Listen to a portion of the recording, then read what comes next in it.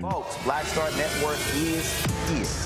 Hold no punches. I'm real revolutionary right now. Black power. Support this man, Black Media. He makes sure that our stories are told. Thank you for being the voice of Black America, Roland. Stay black. I love y'all. All momentum we have now, we have to keep this going. The video looks phenomenal. See, this difference between Black Star Network and Black-owned media and something like CNN. You can't be Black-owned media and be scared. It's time to be smart. Bring your eyeballs home. You dig?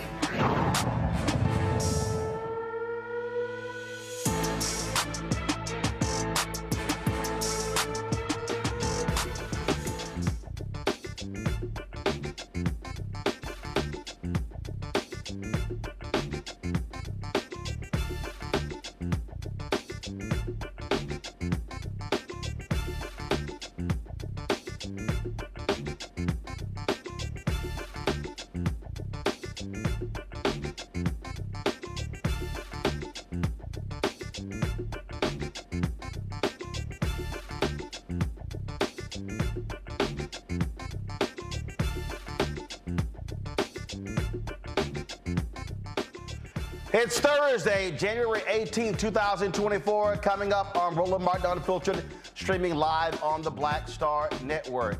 California Congresswoman Barbara Lee is kicked out of a House Foreign Affairs Subcommittee hearing on Cuba policy because the Republican chair didn't like what she had to say. She joins us to tell us what she had to say and why she was kicked out. President Joe Biden stomping in North Carolina, announcing $82 million in new investments from the American Rescue Plan for rural high-speed internet. Also, he talked about how the economy is proving specifically as it relates to African Americans and Latinos. The time is ticking for the Biden administration to decide about the ban on menthol cigarettes. Carol McGruder, co-founder of and co-chair of the African American Tobacco Control Leadership Council, will join us to discuss it. The Department of Justice report of the 2022 Uvalde mass shooting points out critical mistakes that cost the lives of 21 children. And what would Dr. Martin Luther King Jr.'s stance be on DEI? Well, some white billionaires and conservatives are up in arms against DEI, saying he will be against it. But conservative Dr. Chris Metzler, will join us to say they are dead wrong. Plus, Spelman College got the largest ever single donation to an HBCU. Their president, Dr. Helene Gale, will join me to talk about this $100 million gift. It is time to bring the funk. I'm Roland Martin Unfiltered on the Black Star Network. Let's go. He's got it. Whatever the miss, he's on it. Whatever it is, he's got the scoop, the fact, the find. And when it breaks, he's right on time and it's rolling. Best believe he's knowing. Putting it down from sports to news to politics. With entertainment just for kicks, he's rolling. It's on go, roll, y'all. It's Roland Martin, yeah. Rolling with Roland now. He's funk, he's fresh, he's real, the best, you know he's Roland Martin now.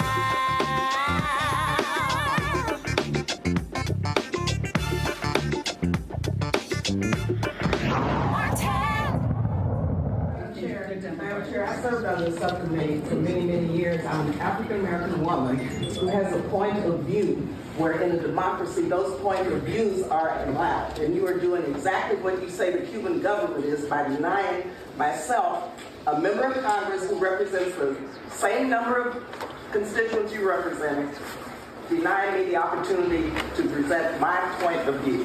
What is wrong with this picket? I would love to have this same type of political discourse in Havana. Let's have it in Havana. If we normalize relations and have normal diplomatic relations where entrepreneurs can thrive in Cuba. The only people who have that key is the Cuban regime. They could make that happen right now.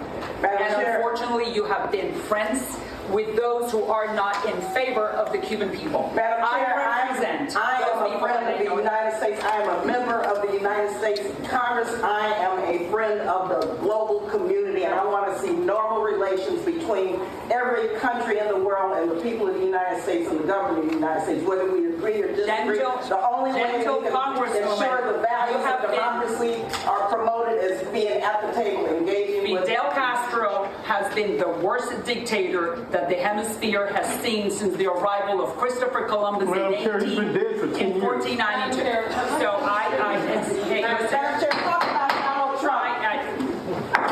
the subcommittee, we are about to start this hearing in order. Thank you. The subcommittee on the Western Hemisphere will come to order. The purpose of this hearing is to discuss. Oh, a little mayhem on Capitol Hill today as Congresswoman Barbara Lee of California, who has made frequent visits to Cuba, has spoken on this issue of relations for quite some time. She joins us right now on Roland Martin Unfiltered. Congresswoman, always glad to see you. I remember when the Obama administration established relationships with Cuba. You were there. We carried your remarks live with what was taking place. What the heck happened today? For this, first of all, on the subcommittee, are you a member of that subcommittee? Roland, first they're trying to silence me. As a black woman, we have points of views that may not agree or disagree with the chairwoman of a committee. This is unprecedented. Never has a member of Congress been denied a waiver. I was on this committee for maybe 8 to 10 years on the Subcommittee on Appropriations, the Western Hemisphere Subcommittee. Now I'm the ranking member on the Appropriations Subcommittee that funds all of our international humanitarian development assistance, embassy security. I was chairing that committee 2 years ago when we were in the majority. And so, yes, I have been trying to normalize relations with Cuba since the 70s, mind you, when I worked for the great late Congressman Ron Dellums. This is nothing new. It's important to me that a country, an Afro-Hispanic country 90 miles away, have normal relations with the United States. The only way we can get all of the differences ironed out and talked about and discussed is having dialogue and having a movement forward like President Obama established. So I've been there many times. This chair of this committee interviewed Fidel Castro, and she has glowing things to say about Fidel Castro. So I don't know what's wrong with her. But the point is, and I thank Debbie Wasserman Schultz because she disagrees with me totally on Cuba, on Israel, on a lot of issues. But she refused to stay at the committee hearing because she was allowed the waiver and I was not. So this right here is the notice that it was called The Myth of the New Cuban Entrepreneurs, an analysis of the Biden administration's Cuban policy. The chair there is Maria Salazar. And so explain to our viewers and listeners how this works. If you're not a member of a subcommittee, what rights and privileges do members of Congress have to attend or speak on other committees? Just explain to people who don't know the process. Sure.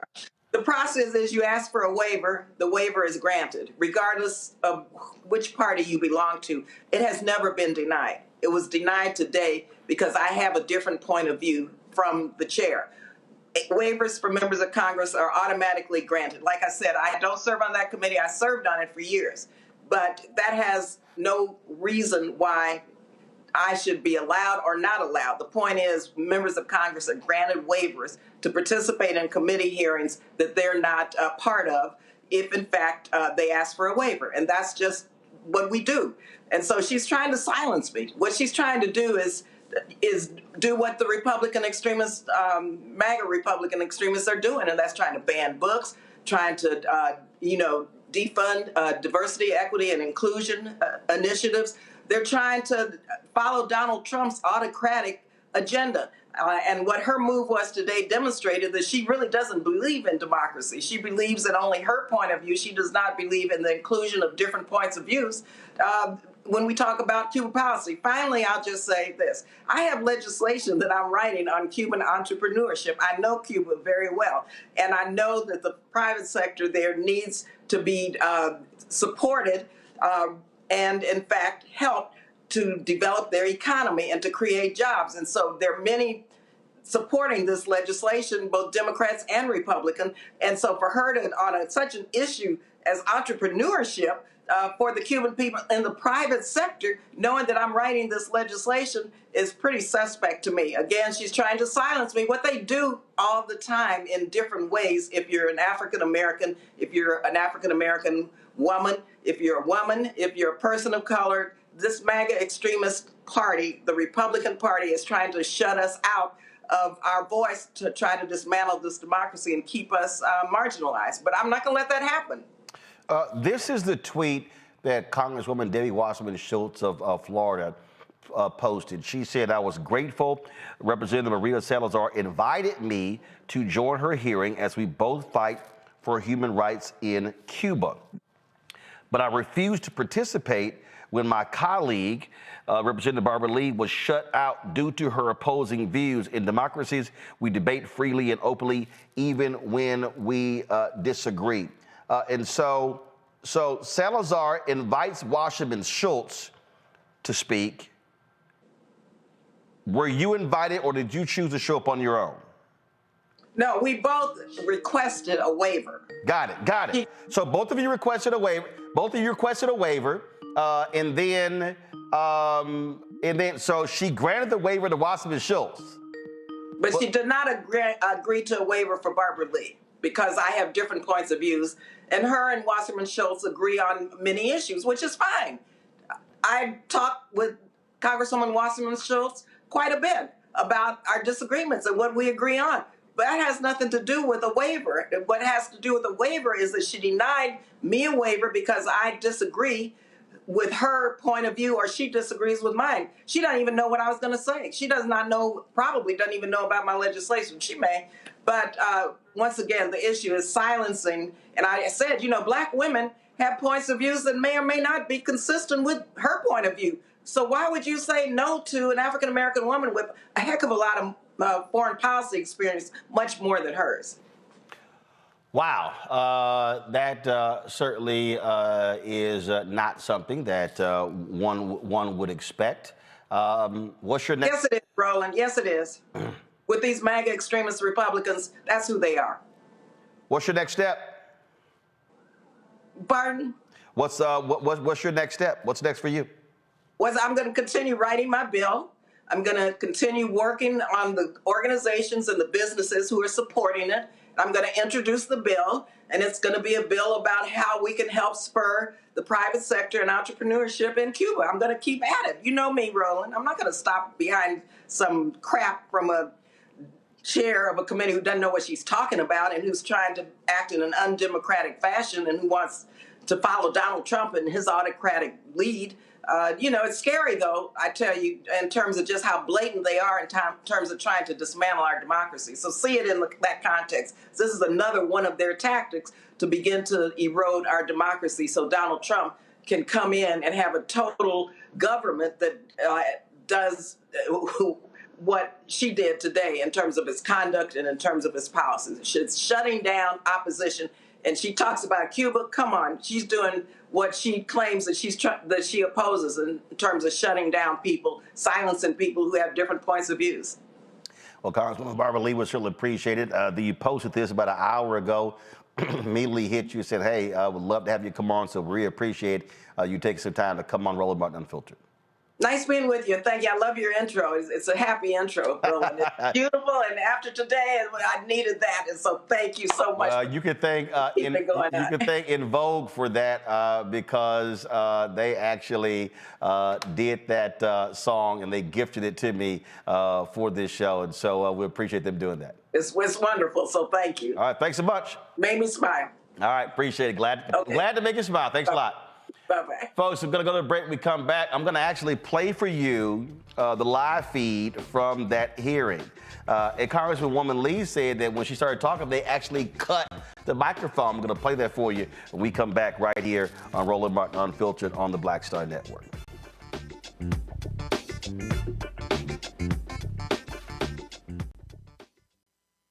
We just have one of the oldest cultures that's desperately needed for mutual salvation. That's the consciousness. We have the keys in our roots to save mankind. We get to see the condition of other countries, other oceans, other cultures. And if we believe in God, a lot of us do. He's telling us if you don't get rid of that stuff that makes somebody superior or inferior and work together for the mutual salvation, everybody's gone.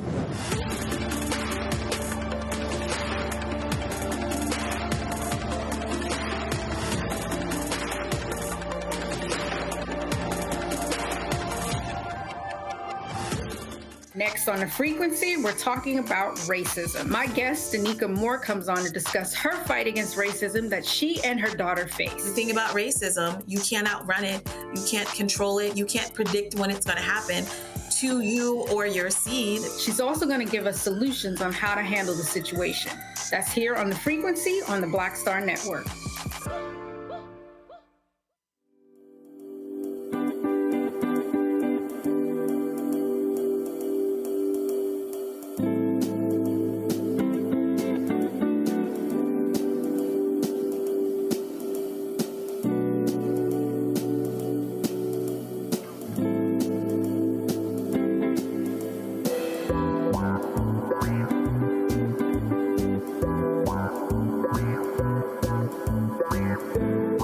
John Murray, the executive producer of the new Sherry Shepherd Talk Show. This is your boy, Earthquake. And you're tuned in to Roland Martin Unfiltered.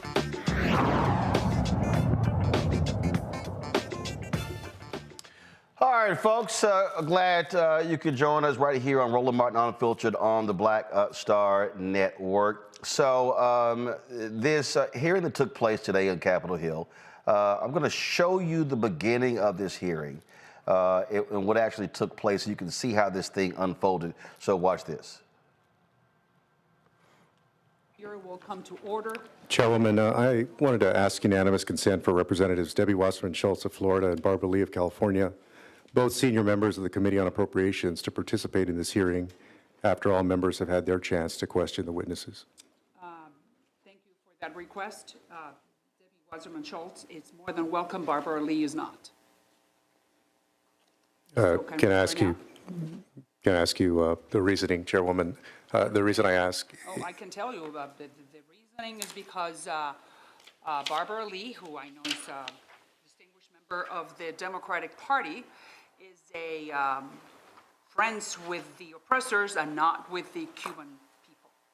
Barbara Lee has been friends with Fidel Castro, and she was. There are many statements that we can't repeat, and that indicates that she is just not with the people that I represent, who are the Cuban exile community in Miami. Sure. She is not a friend of the Cuban people that we are trying to liberate. Point of personal privilege, if I could respond really quick. Chairwoman, you know I respect your work, even though our positions on different issues with respect to the Western Hemisphere and Latin America are sometimes far apart. I respected your voice and your work and the policy that you've worked on, but this move to not allow one of our colleagues in the United States Congress, who's been elected by the people she represents, to sit and participate on a panel like this is, I think, unprecedented. And if it's happened before, I don't know about it. And I know that, like many, you have been critical of the government in Cuba, in part because it suppresses free speech and suppresses different opinions. And so without getting to the substance of your critique of Congresswoman Lee, Chairwoman, that's exactly what you're doing right now, is you're suppressing somebody from even sitting here and participating in the same way that the Cuban government has suppressed opinion and perspective for decades. My dear colleague, the Cuban people do not have a platform to express themselves like distinguished lady Barbara Lee or Congresswoman Barbara Lee has had, because she has been able to go to many media outlets. She's been able to express her admiration for Fidel Castro, but this is not the site to do that. She has no position, or she is not welcomed on this committee that I humbly chair. So I thank you very much for your request, but not this time. Therefore, the subcommittee on the Western Hemisphere will come.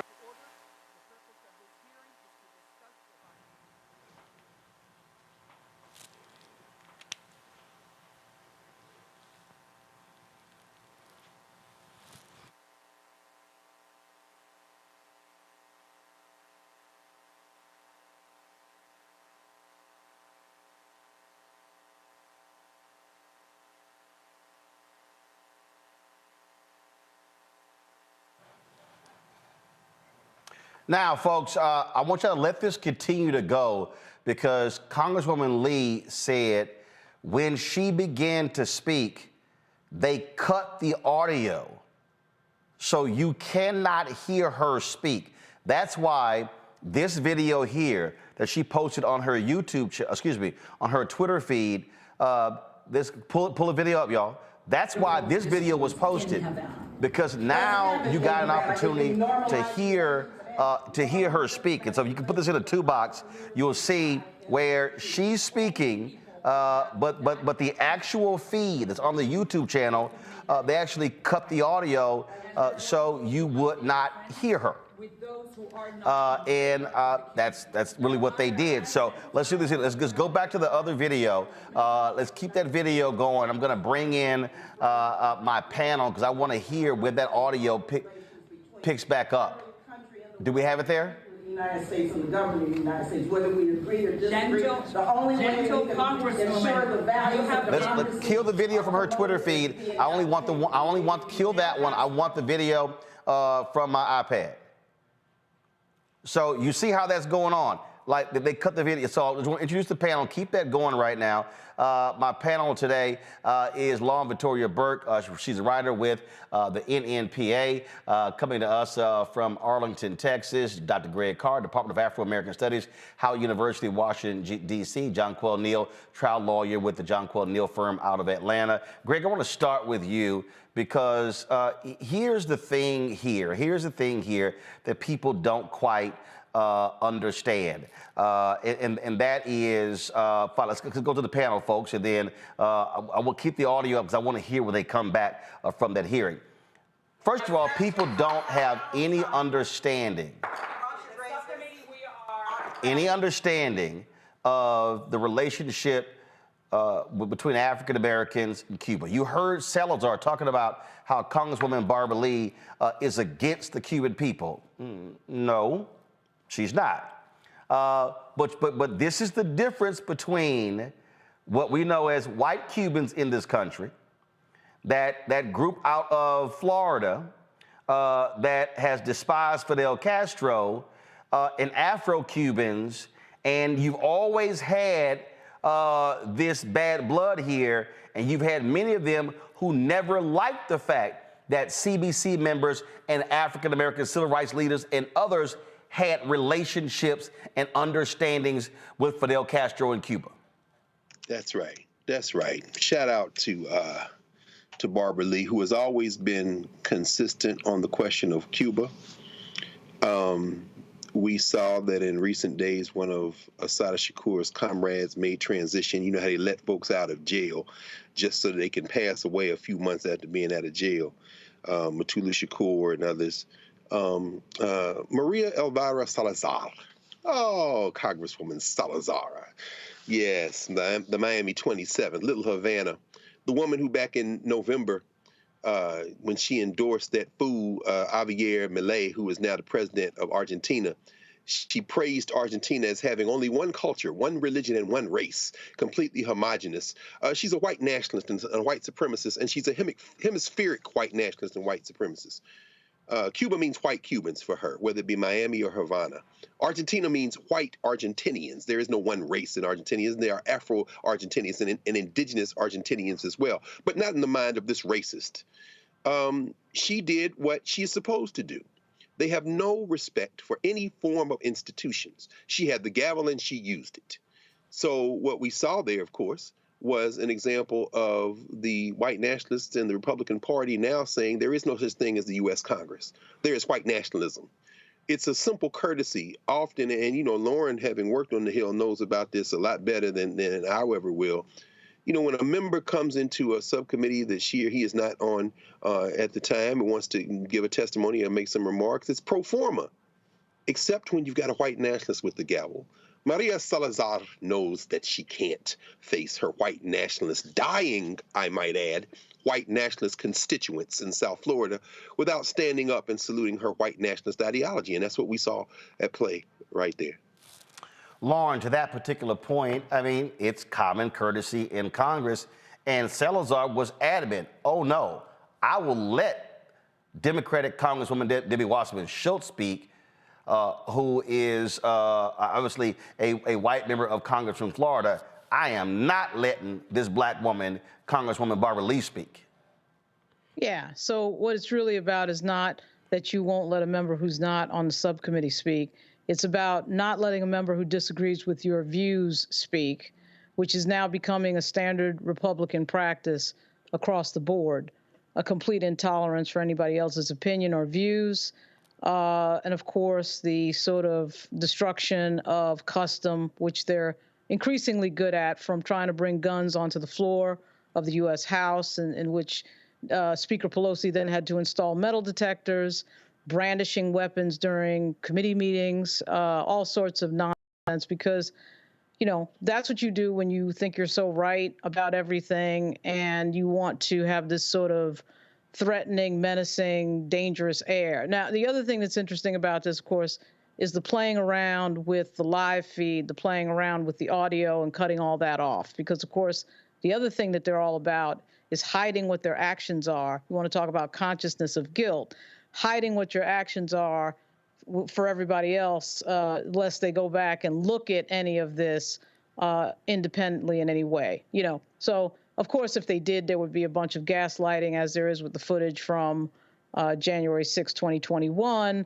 But at any rate, it just shows you what this is, which is this is just the production of YouTube videos, the production of video for some fundraising email that was later to go out. That's what the Republicans do during these hearings across the board. So, of course, someone's talking and saying something that you don't want to hear, so you cut the sound.